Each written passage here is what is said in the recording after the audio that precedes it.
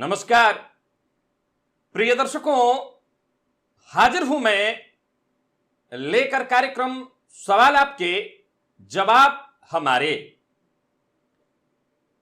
नवरात्रि पूजन से संबंधित एक से बढ़कर के एक जो प्रश्न आप सभी दर्शकों ने किए हैं, आइए उन प्रश्नों का जवाब देना प्रारंभ करता हूं अपने ज्ञानानुसार, अपने सामर्थ्यानुसार।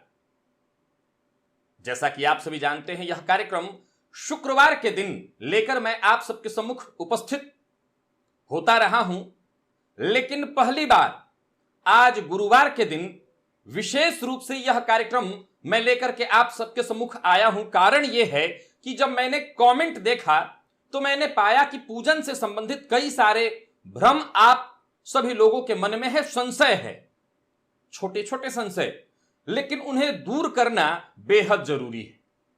क्योंकि पूजा पाठ के समय में संशय और भ्रम हो जाए तो कहीं ना कहीं ये पूजा पाठ के प्रभाव को, आपके द्वारा किया जा रहा है ये जो यज्ञ है, तपस्या है, उसके प्रभाव में कमी लाने वाला हो जाएगा। इस कार्यक्रम को मैं आज विशेष रूप से आप सबके सम्मुख लेकर के उपस्थित हुआ हूं, तो बिना विलंब किए, चूंकि सवाल बहुत ज्यादा हैं, मैं आप सबों के सवालों का जवाब एक एक करके देना प्रारंभ करता हूं। सबसे पहले जया वर्मा जी हैं, इन्होंने पूछा है नवमी के दिन माता के पूजन विधि व कलश को किस प्रकार उठाया जाता है तथा कलश में रखे सुपारी सिक्के का क्या करें। सुपारी सिक्का इत्यादि जो भी है उसे ले जाकर के आप मंदिर में, या किसी पंडित जी ने कराया है तो वो खुद ही लेकर के जाएंगे, अगर नहीं ले जा रहे हैं तो मंदिर में ले जाकर के दे दीजिए। और कलश उठाने से पूर्व अक्षत छोड़ करके विसर्जन किया जाता है, हाथ जोड़ करके प्रार्थना किया जाता है देवता से कि आप जिस लोक से आए हैं उस लोक को चले जाइए, और फिर जब मेरा कार्य होगा तो मैं आपको पुनः बुलाऊंगा या बुलाऊंगी, तब आप सहर्ष आ जाइएगा, ऐसी मन में कल्पना की जाती है। और अक्षत छोड़ करके उन्हें प्रस्थान कराया जाता है, और उसके बाद वो सामान्य हो जाता है। उनको आप जल को जल में मिला दीजिए, यानी जल में, कहीं बहते जल में प्रवाहित कर दीजिए, और सुपारी सिक्का इत्यादि नारियल जो है मंदिर में ले जाकर के दे दीजिए। प्रभा शंकर गुप्ता जी ने पूछा है भगवती की पूजा का दिन शुक्रवार माना जाता है, जबकि कुछ लोगों का मत है कि मंगलवार को विशेष पूजा करनी चाहिए। माता भगवती की इससे शुक्र मजबूत होते हैं और मंगल भी मजबूत होते हैं, क्या यह सही है? नहीं, मेरे नजर में तो यह सही नहीं है। मेरी नजर में तो हर दिन मां का ही दिन है, हर दिन मेरी नजर में मां का दिन है। आप किसी दिन को विशेष मान लीजिए, सदा दिवाली संत घर। अगर आप अपने आप को संत मानते हैं तो आपके घर तो हर दिन दिवाली है, हर दिन नवरात्रि है। हां, ये एक विशेष उत्सव का समय आ गया है जब सभी आनंद मना रहे हैं, और मैं भी और आप भी। तो अब आप एक सामान्य शब्दों में कहें तो हर दिन का एक देवता तय किया गया। तो शुक्रवार के दिन मां लक्ष्मी की आराधना, मां की आराधना, देवी की आराधना तय की गई, बस इतनी सी बात है। वैसे तो मां का दिन हर दिन है, काहे का मंगलवार और काहे का शुक्रवार, हर दिन मां का ही दिन है।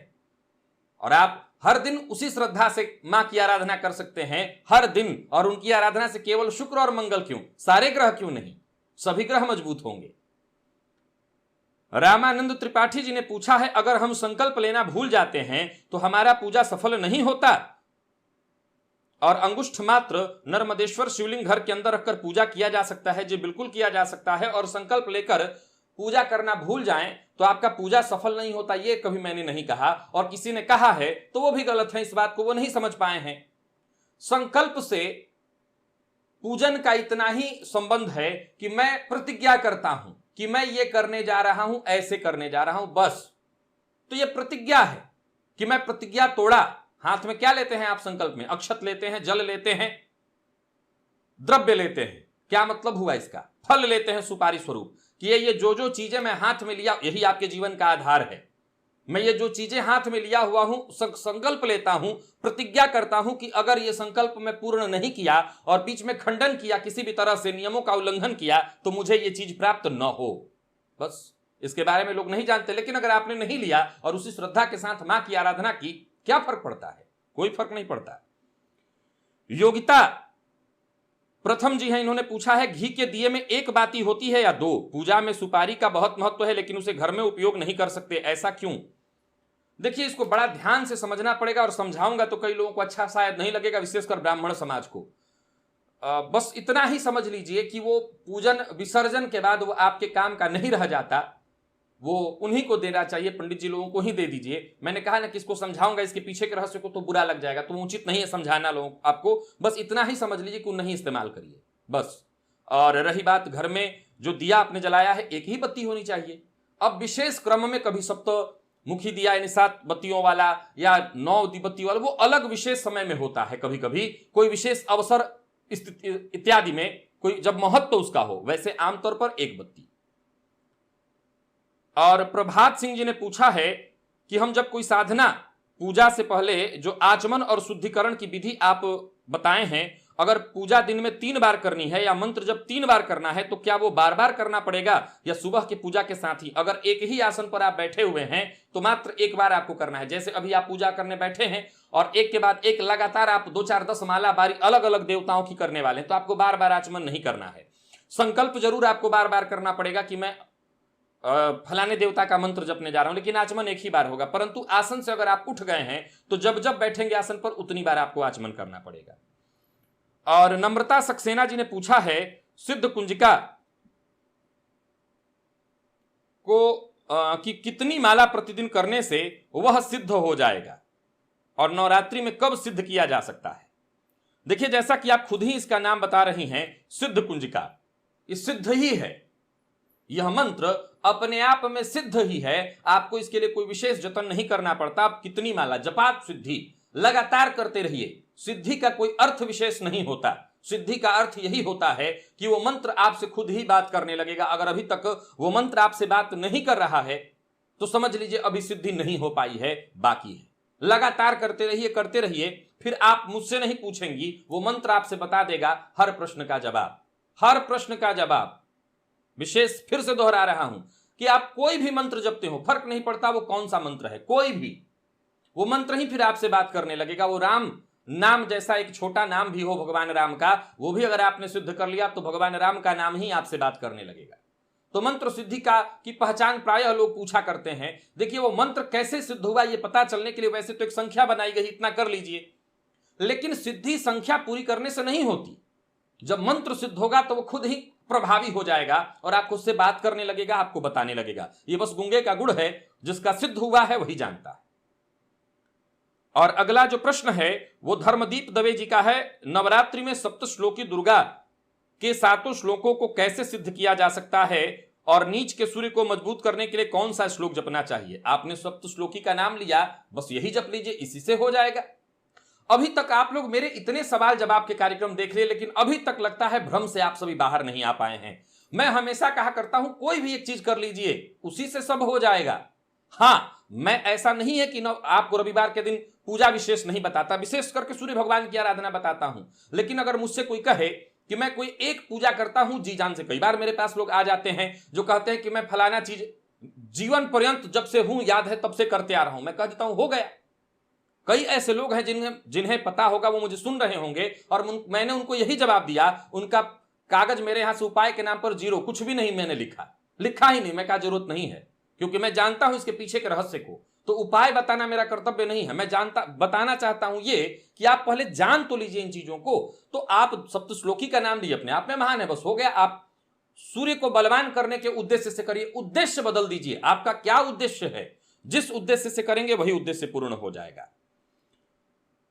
और अगला प्रश्न है परंतप सिंह जी का। इन्होंने कहा है हवन करते वक्त यदि अग्नि कम होने लगे तो क्या बीच में और लकड़ी कुंड में डाली जा सकती है, और यदि अग्नि बढ़ने लगे तो क्या जल के छींटे से उसे कम किया जा सकता है? ऐसा करने पर कोई दोष तो नहीं लगता? इसमें सवाल ही नहीं उठता। अग्नि कम होने लगे तो जाहिर सी बात है आपको लकड़ी डालनी ही होगी। हवन को बीच में रोककर एक आदमी, बहुत ध्यान रखा जाए, कई बार लोगों की जानकारी का अभाव होने पर, जैसे अग्नि जल रही हो तो लकड़ी से उसको खोदते हैं लोग। ये कभी नहीं करना चाहिए, याद रखिए। लकड़ी से उसको खोदते हैं लोग। एक लकड़ी से लेकर के खोदना नहीं, हाथ पकड़ करके उसको सीधा कर सकते हैं।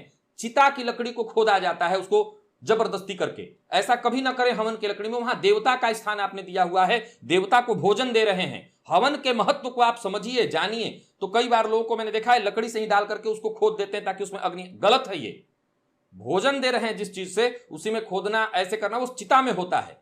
वहां पर सिर्फ एक चीज आप कर सकते हैं कि लकड़ी को सीधा कर सकते हैं, हाथ से स्पर्श अगर आप कर सकते हो, नहीं तो छूइए मत उसको, छूना भी गलत है। अब बारी आती है अग्नि में लकड़ी बिल्कुल डालना है तब, ताकि अग्नि पर ज्वलित रहे, और अग्नि अधिक हो जाए तो शरबत बना करके रखिए, जल में दूध और उसमें शक्कर डाल करके शरबत बना लीजिए, और शरबत ऊपर से छींटा के रूप में आप दे सकते हैं। और आपने पूछा है कि दुर्गा सप्तशती के केवल 11वें अध्याय का नवरात्रि के अंदर पाठ करके उसका हवन कैसे किया जाए, प्रत्येक श्लोक पर आहुति दी जाएगी। यदि पूरी नवरात्रि में प्रतिदिन 11वें अध्याय का 11 पाठ किया गया हो तो कितने पाठ की आहुति देनी आवश्यक होगी? दशांश होता है, पाठ गिन लीजिए कितना पाठ आपने किया, 9 दिन में 90 पाठ हुए तो 9 पाठ से आपको आहुति देनी होगी, दशांश आपको देना होगा, और हर श्लोक पर देना होगा।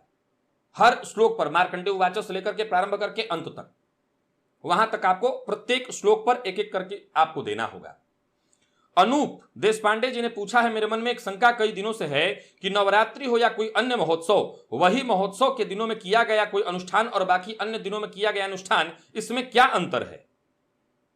देखिए, इसको आप कैसे समझेंगे, मतलब आप इसको चलिए ऐसे समझिए, आप अपने ऊपर इसको घटा लीजिए। उदाहरण से समझिए आपका जन्मदिन, बाकी दिन भी वो तारीख आती होगी, क्या उस दिन आपके मन में कोई हर्ष, मतलब न भी पता हो, सपोज करिए कि आप आज के समय में तो लोग बहुत धूमधाम से कई तरह से लोग दिया बुता देते हैं उस दिन, तो अगर आप दिया न बुताते हो अपना जन्मदिन के दिन, तो भी इतना तो आपको पता होगा कि जन्मदिन प्रायः एक उत्सव जैसा मन में होता है कि आज मेरा जन्मदिन है। खुशी होती है कि नहीं होती है?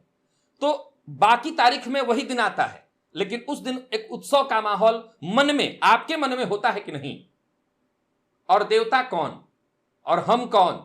हम देवताओं की ही छाया है, वो बिंब हैं और हम उनके प्रतिबिंब हैं।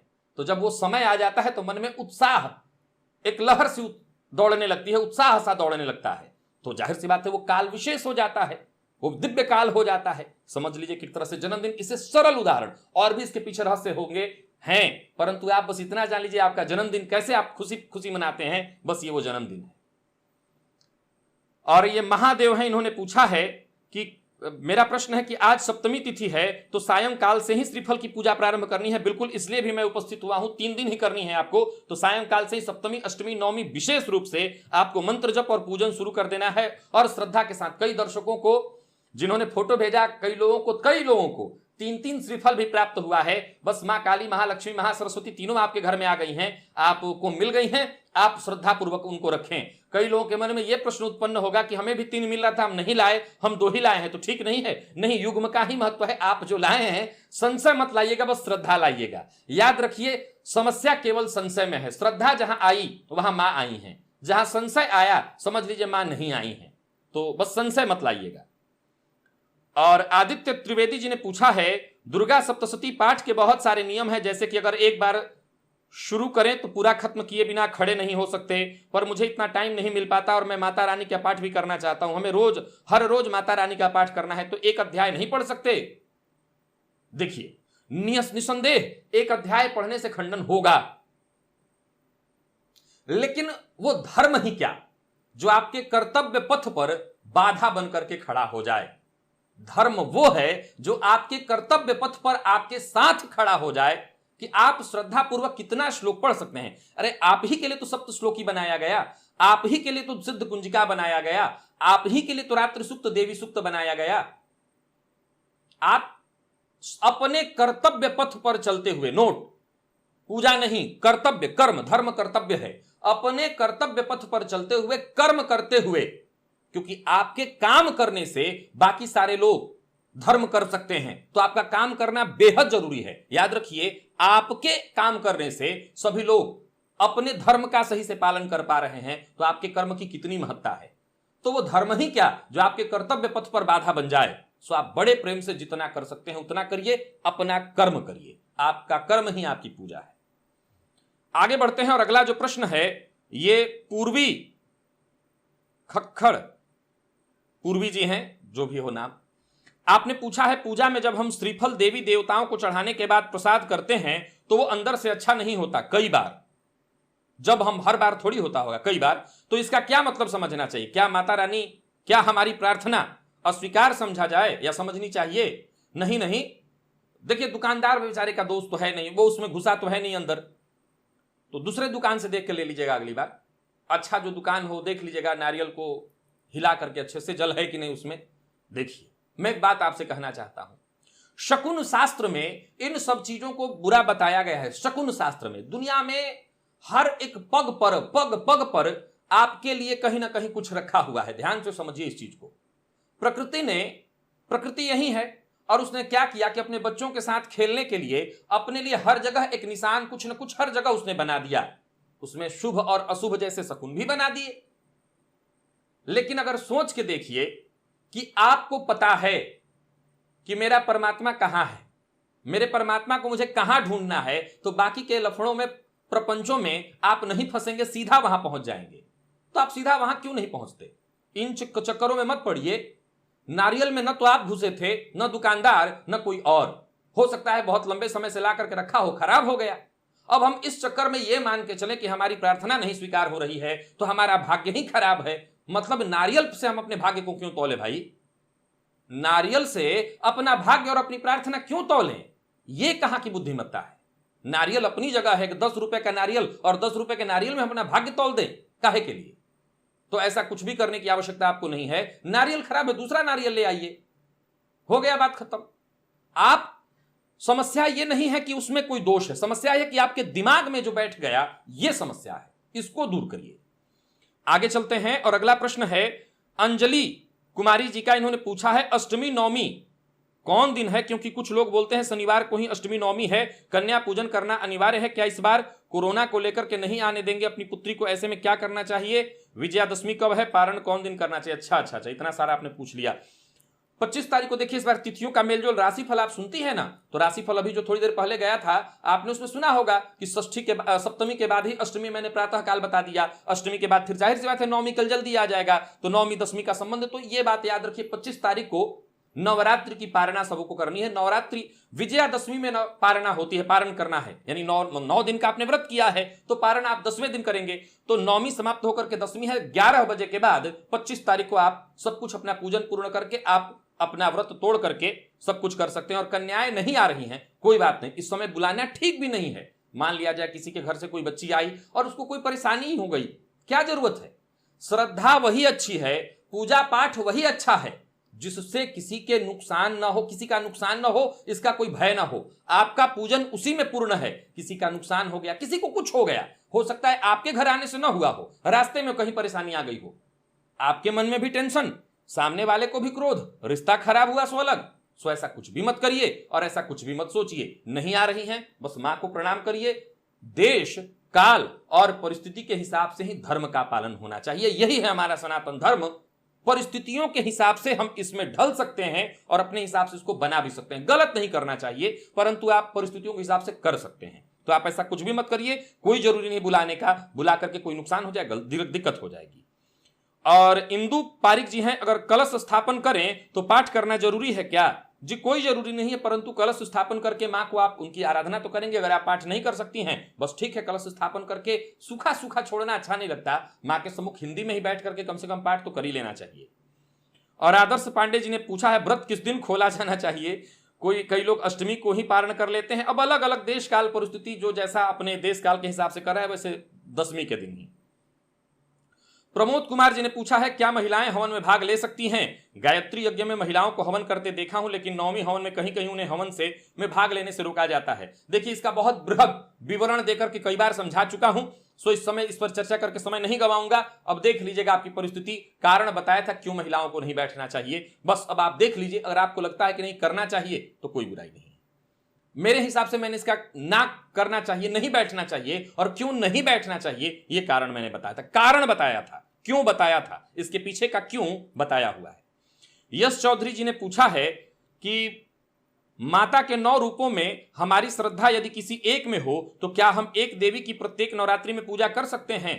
इसमें प्रश्न ही नहीं है। माता के 9 रूपों में क्या, किसी रूप में कहीं भी आपकी श्रद्धा हो, वही सब है। कैलाश चंद्र तिवारी जी ने पूछा है नवरात्रि में अखंड ज्योति को नवमी नवरात्रि के बाद क्या करना है? यदि उसमें तेल और बत्ती बची रहे, पूरा जल जाने दीजिए। कितना तेल आपने डाल रखा होगा या कितना उसमें घी डाल रखा होगा? अरे दिया होगा, दिया में जितना होगा उतना ही होगा, तो पूरा जल जाने दीजिए, इसके बाद बात खत्म। और नीतू दुबे जी ने पूछा है यदि किसी भी पूजा के लिए कोई संकल्प लिया जाए और उसे किसी कारणवश पूरा न कर पाए तो देवी या देवता से क्षमा कैसे मांगे, कारण क्या था, पहले यह तय होना चाहिए। देखिए, क्षमा मांगने की आवश्यकता बाद में है, प्रायश्चित बाद में होगा। वो कौन सा कारण था जिसके चलते पूजा बीच में खंडित हुई? अगर वो कारण तर्क संगत है, न्याय संगत है, बहुत बड़ी कोई दुर्घटना हो गई, कोई बहुत ऐसी स्थिति आ गई कि हम पूरा ही नहीं कर सकते, तो फिर वहीं के लिए एक लाइन कहा गया है, आपत्ति काले मर्यादा नास्ति। तो आपत्ति काल आ गया तब कोई मर्यादा नहीं है। लेकिन अगर आपत्ति काल नहीं है तो मर्यादा पालन करना होगा। संकल्प का अर्थ ही होता है, मैंने भी थोड़ी देर पहले बताया था कि अगर मैं ये ना करूं तो मुझे इन चीजों से दूर रहना पड़े, मुझे ये न मिले, बस, तो पूरा तो करना ही होगा उसको। और चित्रा सिंह जी ने पूछा है, दुर्गा सप्तशती पाठ की विधि बताइए, हम किस प्रकार से करें कि मां की कृपा प्राप्त हो जाए। और सबसे अधिक संशय नवरात्रि के पारण को लेकर के होता है। अभी थोड़ी देर पहले बताया था, संशय की कोई आवश्यकता नहीं, 10वीं तिथि में होना चाहिए। अब आपने कहा कि किस विधि से करें मां की कृपा प्राप्त हो जाए। देखिए, अगर विधि से करना चाहते हैं तो जरूरी नहीं है कि मां की कृपा मिल जाए। अगर विधि से करना चाहते हैं तो जरूरी थोड़ी है कि मां की कृपा मिल जाएगी। लेकिन अगर श्रद्धा से आप करें तो दावा है कि मां की कृपा मिल जाएगी। तो आप विधि से करें वा ना करें, श्रद्धा से जरूर करें, श्रद्धा से कीजिए। मैं बार बार एक ही शब्द कहता हूं, श्रद्धा मैं क्यों कहता हूं, मेरा कहां कहना है, शास्त्रों का कहना है। तो श्रद्धा से करिए, जरूरी नहीं है आप विधि से करिए, आप श्रद्धा से करिए। विधि से करने में नियम आप पूरा कर सकते हैं, जरूरी नहीं है मां मिल जाए, मां मिल जाएंगी श्रद्धा से अगर आप करें। और अनिल मिश्रा जी ने पूछा है, अगर हम साधारण तरीके से मां की भक्ति करते हैं प्रतिदिन, तो अष्टमी को हमें मां का हवन इत्यादि कर सकते हैं, और यदि हां तो कैसे और किस मंत्र से? मंत्र बताया तो था, ओम ह्रीम दुम दुर्गाय नमः, इसी मंत्र से आप मां का हवन करिए, या फिर दुर्गा सप्तशती से चाहे तो कर सकते हैं। आपके पास कोई भी मां का नाम लेकर के, या फिर आपको नवारण मंत्र इत्यादि पता है तो नवारण मंत्र से कर सकते हैं। आप बेहद साधारण, आपने कहा मैं साधारण भक्ति करता हूं, तो बेहद साधारण तरीके से ही मां की कृपा प्राप्ति हेतु हवन कर सकते हैं। हेमा उपाध्याय जी ने पूछा है, किसी भी जप अनुष्ठान के बाद महिलाएं किसी भी कारण से हवन न कर सकें तब क्या करें? जैसे नवरात्रि में जप कर रहे हैं, हवन का क्या करें?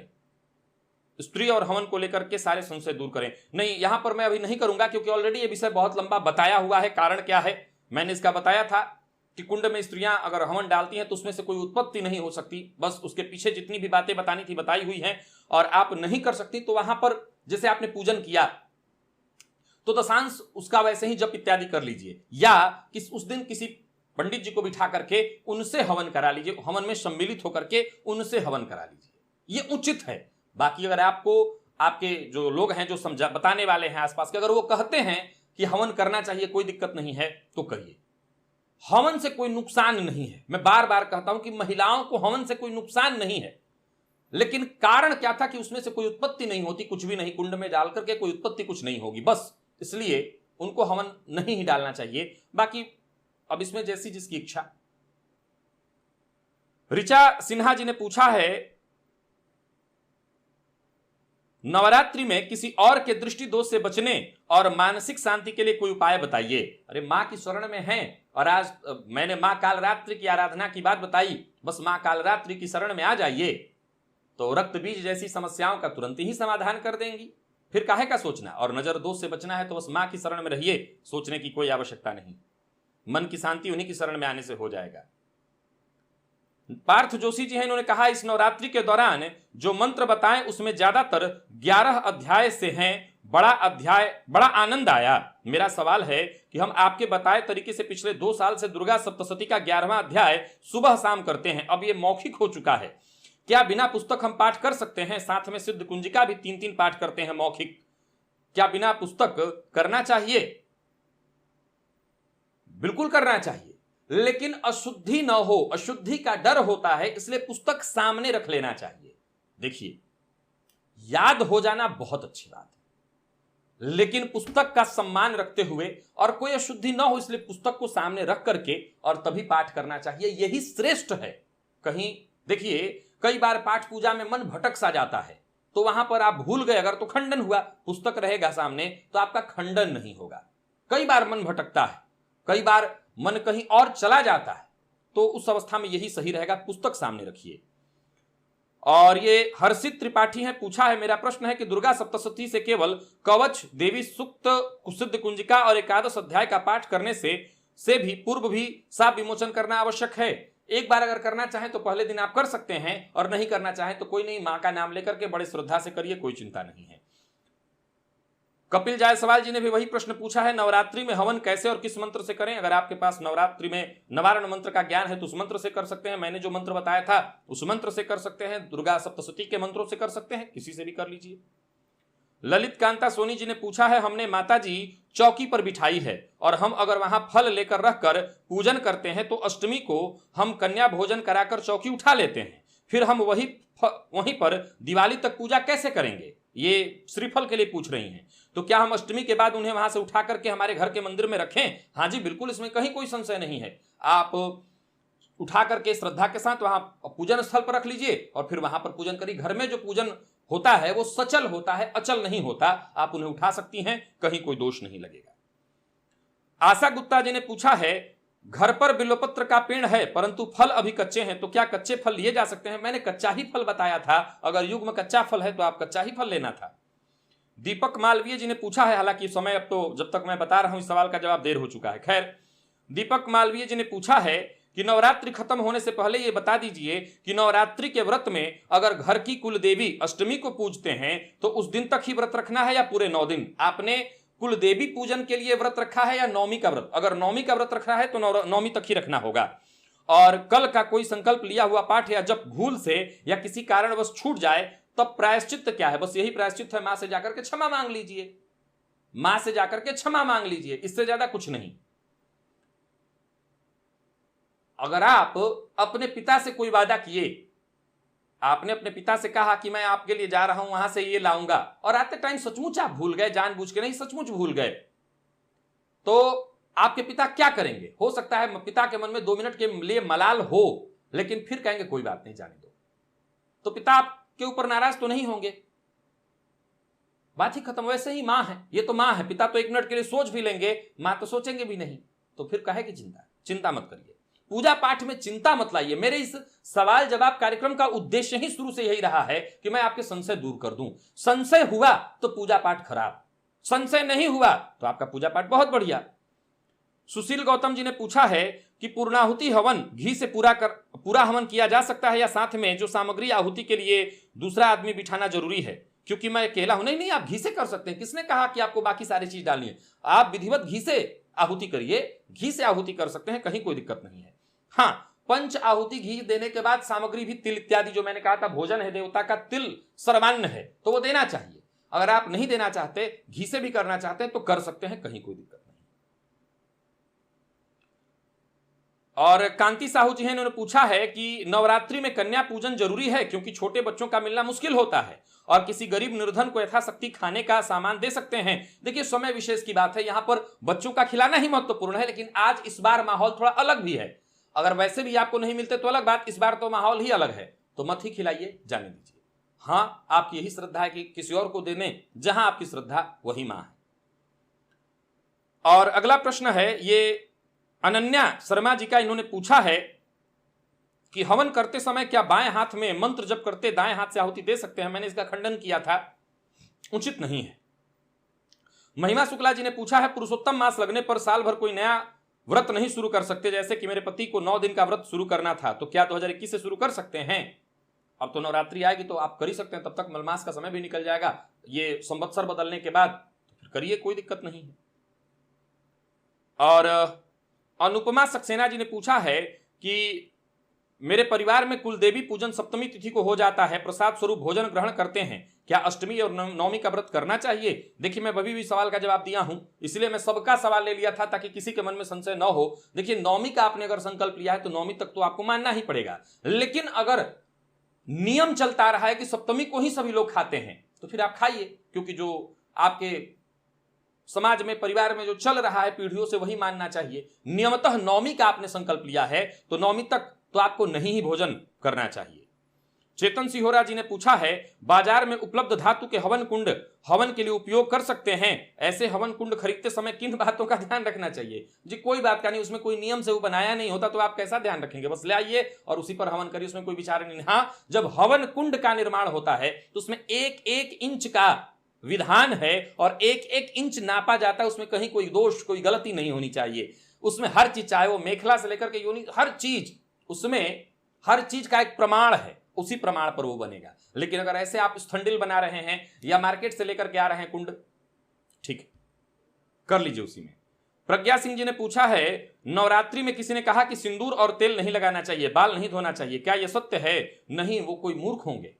देवम भूत्वा देवम यजेत, और सिंदूर तो महिलाओं को ऐसा कोई समय नहीं है जब नहीं लगाना चाहिए। अगर पति हैं तो ऐसा होना ही नहीं चाहिए, तो हमेशा लगाना है। एक दूसरा, नवरात्रि के समय में विशेष रूप से साफ सुथरा रहना चाहिए, क्योंकि देवम भूत्वा देवम यजेत, देवता की आराधना करनी है तो साफ सुथरा जब आप रहिएगा ही नहीं तो देवता की आराधना कैसे करिएगा?